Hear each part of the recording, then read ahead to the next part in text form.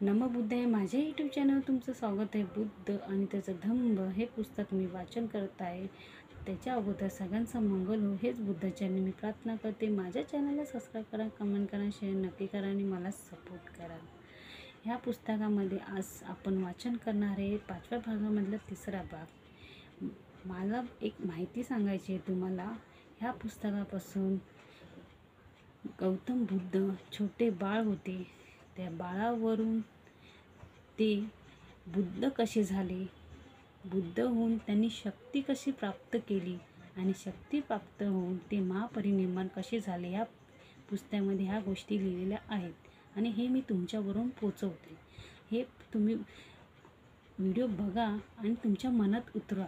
मी पण माझ्या मनात उतरवते, मी पण ह्या गोष्टी या पुस्तकातून खूप काही शिकते, तुम्ही पण शिका आणि म्हणून मी हे तुमच्यापर्यंत पोचवते। तर प्लीज माझे व्हिडिओ नीट बघा। माझ्या व्हिडिओ तुम्ही लाईक कमेंट नाही केले तरी चालेल, पण हे तुम्ही व्हिडिओ ऐका आणि तुमच्या मनात उतरवा। एवढं पण केलं ना खूप माझ्यासाठी चांगलं आहे।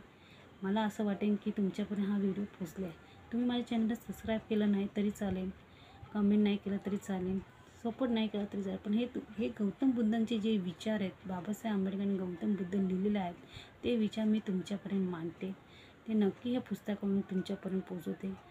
नक्की हे बघा व्हिडिओ आणि तुमच्या मनात उतरा आणि ह्याच्यामधून मी पण शिकते, तुम्ही पण शिका। चला आपण आता हा व्हिडिओ वाचायला स्टार्ट करूया आणि आपण वाचूया 5व्या भागामधला 3रा भाग। 5वा भाग, ब्राह्मण्य। वेदानंतरचे धार्मिक ग्रंथ ब्राह्मणी या नावाने ओळखले जात, दोनही पवित्र ग्रंथ मानले जात होते। वस्तुत ब्राह्मण्य हा वेदाचाच एक भाग होय। दोन्ही ग्रंथ सारखेच महत्त्वाचे मानले जात असून त्यांना श्रुती या नावाने संबोधितात। ब्राह्मण तत्वज्ञान हे 4 सिद्धांतांवर आधारलेले आहे। पहिला सिद्धांत असा की वेद हे केवळ पवित्र आहेत असे नसून ते अचूक आहेत आणि त्यांचा अधिकार वादातीत आहे। ब्राह्मण तत्वज्ञानाचा दुसरा सिद्धांत असा की योग्य ते वैदिक यज्ञ केले, धार्मिक विधी आणि समारंभ पार पाडले आणि ब्राह्मणी दक्षिणा दिली तरच आत्म्याला मुक्ती मिळेल, म्हणजे जन्ममरणाचे फेऱ्यातून त्यांची सुटका होते। वेदात सांगितलेली आदर्श धर्माचीच कल्पना ब्राह्मणापाशी होती असे नव्हे, तर आदर्श समाजाविषयी त्याची एक कल्पना होती।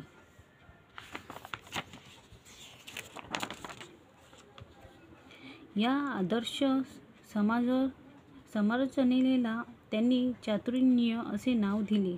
चातुर्वर्ण्याची कल्पना वेदात सांगितलेली आहे आणि ज्या अर्थी वेद हे संकलनातील व वादातीत आहेत, त्या अर्थी समाजरचनेची चातुर्य पद्धतीसुद्धा बंधनकारक आहे, वादातीत आहे। हे सामाजिक पद्धतीने काही विशिष्ट नियमांवर आधारलेले आहे।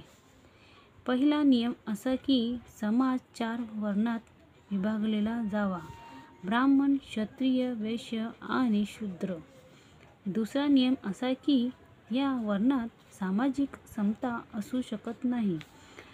वर्गवार विषमतेच्या नियमाने हे परस्परांशी बांधले गेले पाहिजे। सर्वांच्या वर ब्राह्मण सर असले पाहिजेत, ब्राह्मणाच्या खालोखाल पण वैश्याच्या व क्षत्रियाच्या खालोखाल, परंतु शूद्राच्या वर वैश्य आणि शूद्र हे सर्वांच्या खाली असले पाहिजे। हक्क आणि अधिकार ह्यांच्या बाबतीत या 4 वर्णांची समानता असू शकत नव्हती। हक्क व अधिकार ह्यांचा प्रश्न वर्गवार विषमतेच्या नियमांवर आधारलेला होता। ब्राह्मणाला त्याच्या इच्छेप्रमाणे हवे असतील ते सर्व हक्क आणि अधिकार असत, पण ब्राह्मणाला जे हक्क व अधिकार मिळत ते क्षत्रियाला मिळत नसत। त्यांना वैश्यापेक्षा जास्त हक्क व अधिकार मिळत वैश्याला शूद्रापेक्षा अधिक हक्क व अधिकार असत, पण क्षत्रियांना मिळणारे हक्क व अधिकार त्यांना मिळत नसत. आणि शूद्रांना तर अधिकार नव्हतेच, पण खास हक्क तर मुळीच नव्हते. 3 वरिष्ठ वर्णाचे व दुःखविता जगणे एवढाच त्याला हक्क होता. चातुर्याचा 3रा नियम व्यवसायाच्या विभागासंबंधी होता. अध्ययन, अध्यापन आणि धार्मिक विधी करणे हा ब्राह्मणाचा व्यवसाय होता. क्षत्रियांचा व्यवसाय लढाई करणे हा होता. व्यापार हा वैश्यावर सोपविण्यात आला होता आणि 3 वर्गाची सेवा करणे हा शूद्राचा व्यवसाय होता. निरनिराळ्या वर्णात दिलेले व्यवसाय हे खास त्या वर्णासाठी होते. एका वर्णाच्या व्यवसायात दुसऱ्यांना शिरता येत नसे. चातुर्याचा 4था नियम शिक्षणाच्या हक्कासंबंधी होता. चातुर्वर्ण पद्धतीने शिक्षणाचा हक्क ब्राह्मण, क्षत्रिय व वैश्य या पहिल्या 3 वर्णांना दिला होता. शूद्रांना शिक्षणाचा हक्क नाकारण्यात आला. चातुर्याच्या नियमाने शिक्षणाचा हक्क केवळ शूद्रांनाच नाकारण्यात आला नव्हता, तर ब्राह्मण, क्षत्रिय आणि वैश्य या वर्णातील स्त्रियांना देखील तो नाकारण्यात आला. आणखी एक 5वा नियम होता. या नियमानुसार माणसाचे आयुष्य 4 आश्रमात किंवा टप्प्यात विभागले गेले होते. पहिल्या आश्रमाला ब्रह्मचर्य म्हणत, दुसऱ्याचे नाव गृहस्थाश्रम असे होते, तिसऱ्याला वानप्रस्थ आणि चौथ्याला संन्यास असे नाव होते. पहिल्या आश्रमाचे उद्दिष्ट अध्ययन व शिक्षण हे होते की दुसऱ्याचे उद्दिष्ट वैवाहिक जीवन जगणे हे होते. तिसऱ्याचे उद्दिष्ट वैराग्य जीवनाचे म्हणजे गृहत्याग न करता कौटुंबिक बंध तोडून टाकणारे जीवनाची ओळख करून देणे हे होते. 4थ्या आश्रमाचे उद्दिष्ट माणसांना ईश्वराचा शोध घेण्यास व त्यांच्यात विलीन होण्याचे समर्थ करणे हे होते. या आश्रमाचे फायदे फक्त 3 वरिष्ठ वर्णाचे पुरुषांनाच घेता येत असत. पहिला आश्रम शूद्र व स्त्रिया यासाठी नव्हता. त्याचप्रमाणे 4थाही आश्रम शूद्र व स्त्रियांना वर्ज्य होता. चातुर्य नावाची अशी होती दिव्य आदर्श समजणाऱ्यांना तिला चातुर्य असे नाव देण्यात आले होते. ब्राह्मणाच्या नियमाला आदर्शाचे स्वरूप दिले आणि कुठलाही पळवाटा किंवा उणिवा ठेवता तो आदर्श प्रत्यक्षात उतरविला. ब्राह्मण तत्त्वज्ञानातील 4था सिद्धांत कर्मवाद होय. आत्म्याच्या जन्ममरणाच्या फेऱ्याला सिद्धांताचा तो एक भाग होता. ब्राह्मणाचे कर्मवादीचे तत्त्वज्ञान हे पूर्वजन्मी घेऊन जेव्हा आत्मा नव्या देहात प्रवेश करतो तेव्हा तो कुठे जातो या प्रश्नाला दिलेले उत्तर होय. यावर ब्राह्मणी तत्त्वज्ञानाचे उत्तर असे की आत्मा कुठे जातो हे माणसांच्या पूर्वजन्मातील कृत्यांवर अवलंबून आहे. दुसऱ्या शब्दात सांगायचे म्हणजे ते त्यांच्या कर्मावर अवलंबून असते.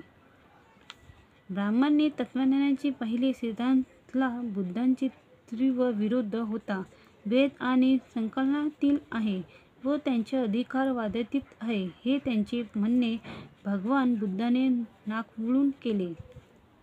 त्यांच्या मते निर्दोष व वादातीत असे काही नाही. कोणत्याही गोष्टीची फिरंतर तपासणी आणि फेरविचार करण्यास प्रयत्न नसावा.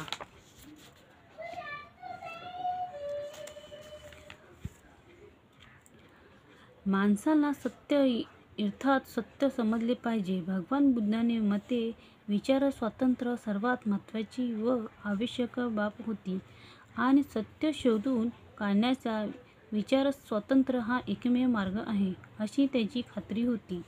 वेद अपौरुषेय आहे असे मानणे याचा अर्थ विचारस्वातंत्र्याला संपूर्ण नकार दिले असा होय.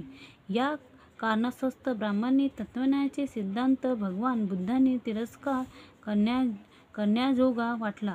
ब्राह्मणी तत्त्वज्ञानातील दुसऱ्या सिद्धार्थलाही त्यांना तितकाच विरोधक होता. अन्यामध्ये काही तत्त्व असल्याची त्यांना मान्य होते, परंतु खरा यज्ञ आणि खोटा यज्ञ यात त्यांना भेद केला. हा भाग आपण इथे संपवणार आहे. ह्याचा पुढचा भाग आपण लवकरच वाचन करणार आहे. भेटूया लवकरच या भागामध्ये, पुढच्या व्हिडिओमध्ये. मला सपोर्ट करा आणि शेअर नक्की करा आणि सबस्क्राईब करा. साधू साधू साधू.